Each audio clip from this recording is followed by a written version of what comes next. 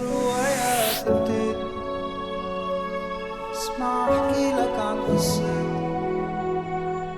الدنيا بدلت خطتي، خلتني لوحدي انا في غربتي.